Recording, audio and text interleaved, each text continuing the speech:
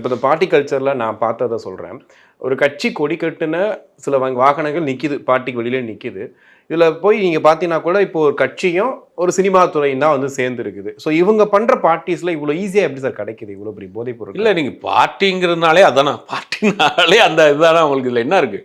ஒரு காலத்தில் சினிமாவில் அதிகபட்ச என்டர்டைன்மெண்ட்டாக என்ன நடக்கும் அப்படின்னா, ஒரு ஒரு ஆர்டிஸ்டாக இருக்கார், அவருக்கு 2 நாள் ஷூட்டிங்லன்னா ஏதாவது சினிமா கம்பெனிக்கு போவார். அந்த நடிகர் சினிமா கம்பெனிக்கு போய் சீட் விளையாடுவாங்க, மதியானம் அங்கேயே சாப்பிடுவாங்க, மிஞ்சி போனால் லைட்டாக அதாவது ஆல்கஹால் எடுத்துப்பாங்க. அவ்வளோதான் அதிகபட்சமான என்டர்டைன்மெண்ட் அன்றைக்கி சினிமாவில். அவ்வளோதான். இன்றைக்கி காலங்கள் மாறி போச்சு. இந்த மாதிரியான இந்த சிந்தட்டிக் ட்ரக்ஸ் ஏன் யூஸ் பண்ணுறாங்கன்னா ஸ்மெல் தெரியாதுங்கிறாங்க. அது ஒன்று. ரெண்டாவது, இதை யூஸ் பண்ணுறவங்க ஒரு 24 ஹவர்ஸ் வந்து பயங்கர எனர்ஜியாக இருப்பாங்க, தூங்கவே மாட்டாங்க. ஓகே. பெருசாக ஃபுட் எடுத்துக்கிற மாட்டாங்க, தூங்க மாட்டாங்க, லிக்விட் ஃபுட்டாக எடுத்துக்கிடுவாங்க. அந்த மாதிரியான காட்சிகள் நடிக்க போகிறப்போ அவங்க வந்து பயங்கர அந்த ஆக்டிவாக இருப்பாங்களாம். அவங்க வந்து உள்ளே வந்து அவங்கள வந்து அவ்வளோ எனர்ஜெட்டிக்காக வச்சுருக்கோம். அது முடிச்சு வந்து 2 நாள் கண்டினியூவாக தூங்குவாங்களாம். இந்த மாதிரியான ட்ரக்ஸ் யூஸ் பண்ணுறாங்க.